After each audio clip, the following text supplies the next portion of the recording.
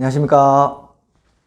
오늘도 건강한 세척 문화를 위해 달리는 주식회사 자숨의 신현욱입니다. 학교 영양사, 영양교사 생활을 떠난 지도 벌써 5년이 지났습니다. 하지만 아직도 학교 현장에 근무하는 느낌 그대로 본 영상을 만들어 봅니다.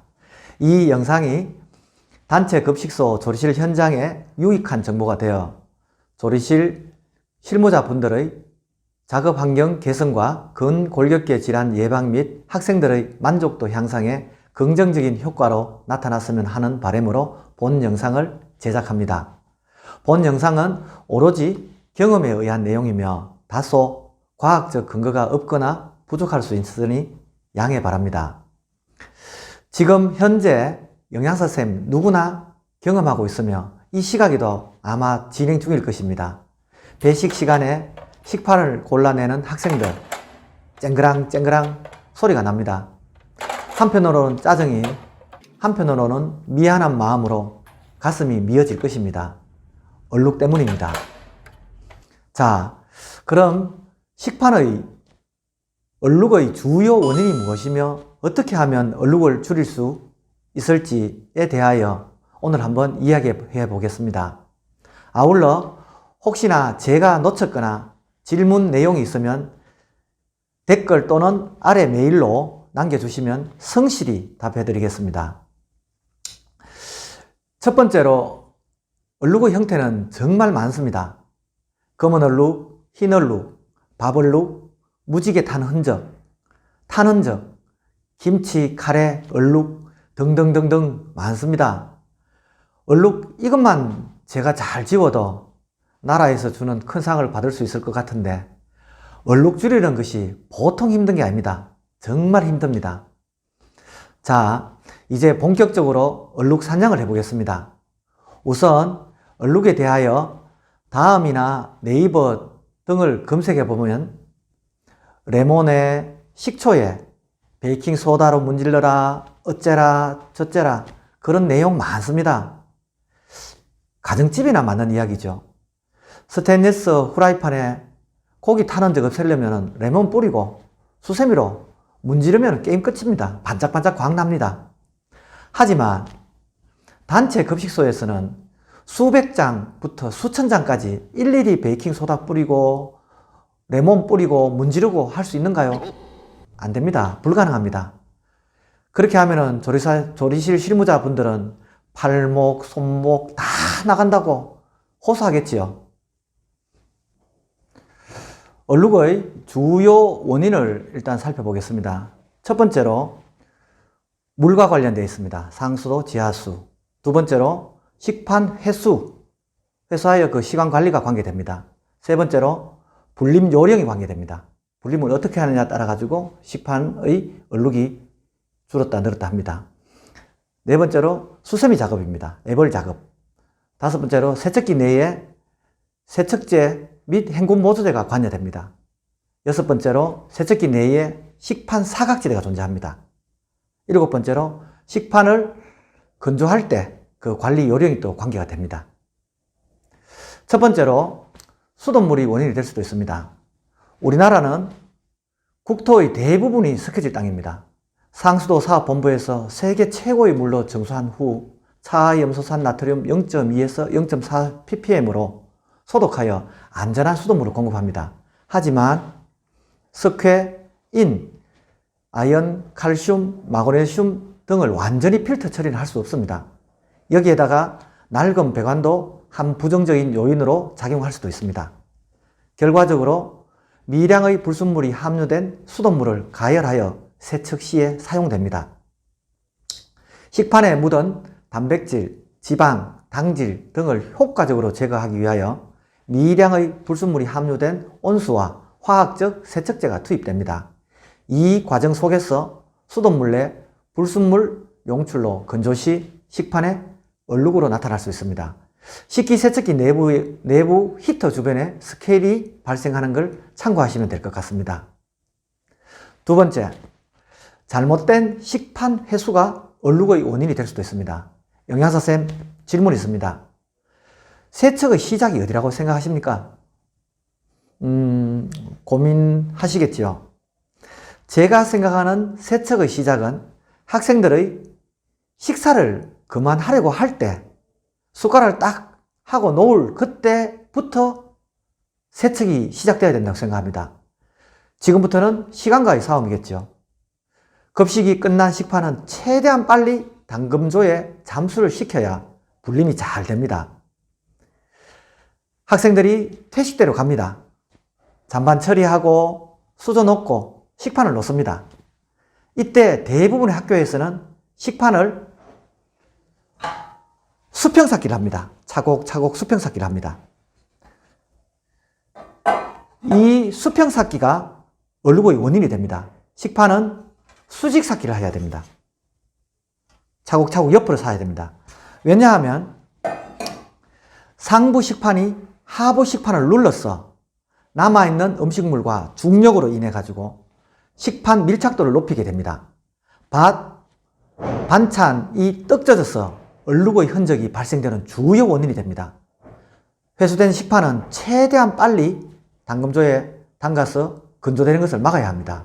참고로 수직쌓기 요령에 대해 잠시 말씀드리겠습니다. 회수카에 식판을 그냥 쌓으면 이렇게 미끄러집니다. 미끄러지는데 그 회수카에 젖은 수건, 행주를 한 장 깔고 식판을 기대면 식판이 똑바로 서 있습니다. 똑바로 서 있어가지고 중력에 대한 식판의 스트레스는 해소되겠지요. 이거 일주일만 아이들한테, 학생들한테 교육시키면 잘 그 식판 회수가 됩니다. 예. 세 번째로 잘못된 분림이 얼룩의 원인이 될 수 있습니다. 분림 정말 중요합니다. 저는 분림이 세척의 50% 이상을 차지한다고 생각합니다.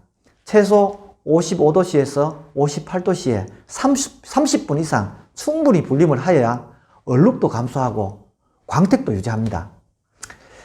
사무실에 있어 보면은 늦가을부터 학교에서 전화가 많이 옵니다. 왜? 얼룩 때문에. 겨울로 갈수록 전화가 많이 옵니다. 참고로 식생활관 온도는 겨울철에 보통 20에서 30도 정도 된다고 가정하면 식판의 온도도 동일하겠지요. 상온에 노출된 식판을 담금조 50도씨에 투입하면 담금조 온도는 뚝 떨어집니다. 떨어지는 만큼 분림 효과도 뚝 떨어져 얼룩이 심해지겠지요. 담금조 온도 관리 정말 중요합니다. 여기에서 잠시 홍보 들어갑니다. 만약에 온도를 유지할 수 있는 담금조가 있다면 최적의 분림을 하는데 굉장히 효과적이겠죠. 그런 담금조가 있습니다. 자숨 워터핑샷 담금 세척기는 항시 40에서 60도씨 온도를 유지 및 설정이 가능합니다. 분림과 광택 효과를 유지하여 식판 세척의 스트레스를 확 줄일 수 있습니다. 광고 끝. 아울러 일부 조리 실무자분은 본인 손이 빠르면 일이 빨리 끝난다고 생각하는데 그렇지 않습니다. 식판 세척은 많은 세척 업무 중에서 가장 늦게 진행하여야 분림 시간을 확보할 수 있고 근골격계 질환을 예방할 수 있습니다. 덜 불린 상태의 식판 수세미질, 생각만 해도 끔찍스럽습니다. 자세히 살펴보면 손 빠르고 성격 급하신 실무자분이 병가를 많이 신청하고 계실 겁니다. 그리하여 어쩌든 간에 영양사쌤, 분림 시간을 충분히 주세요. 분림 온도를 유지해 주세요. 그러면 얼룩이 줄어듭니다. 네 번째, 수세미 작업이 원인이 될 수도 있습니다. 수세미 이야기만 나오면 가슴이 미어집니다. 대충 하지 말고 구석구석까지 좀 세게 좀 빡빡 문지르세요. 학생들은 식판 골라내지요. 선생님들은 인상 쓰지요. 영양사쌤은 미쳐요. 영양사쌤은 영양사쌤대로, 조리쌤은 조리쌤대로, 실무자분은 실무자분대로 참 처한 상황이 난감합니다. 에버리 세척기가 없거나 있어도 성능이 부족할 경우 얼룩 발생이 심해집니다. 또 담금 시간이 부족한 데다가 수세미질을 대충 하면은 얼룩의 원인이 됩니다. 것이기 한데요. 수세미질 제대로 하라고 하면 손목, 팔목, 어깨 다 나간다고 실무자분들 아우성 칩니다. 그리하여 또 홍보 들어갑니다. 당금조는 식판을 담그는 당금조는 어느 학교에나 다 있습니다. 만약에 수세미질 효과를 내는 기능이 있는 당금조가 있다면 어떻게 하시겠습니까? 그런 제품이 있습니다. 지금 현재 1세대, 2세대 버전의 수류 당금 세척기가 전국에 약 400여 대, 일반 음식점에 약 500여 대가 설치 운영 중에 있습니다. 1세대, 2세대 버전은 첫 개발품이다 보니 다소 부족한 부분과 현장 요구사항을 적극 검토하여 자숨 3세대 워터핑샷 당금 세척기로 업그레이드 하였습니다. 4대의 강력한 워터핑샷 펌프의 회전력, 흡입력, 배출력으로 식판 사이사이에 물과 나노버블의 교환으로 최상의 불림 효과와 광택 효과를 유지하도록 설계하였습니다. 3세대 버전은 이미 10여 군데 이상 학교에서 사용하면서 굉장히 만족하며 사용 중에 있습니다. 자숨으로 문의 주시면 설치 학교를 적극적으로 안내해 드리겠습니다. 아울러 2020년 코로나로 인해 학교 급식 운영비가 아마 여유가 있을 것으로 생각됩니다. 고민하지 마시고 상담 전화 주십시오. 후회하지 않을 것입니다. 5번째, 컨베어 세척기의 세척제 및 헹굼 보조제가 얼룩의 원인이 될 수도 있습니다. 제가 무식해서 과학적 근거는 제시하지 않겠습니다. 경험에 의한 내용으로 설명드리겠습니다.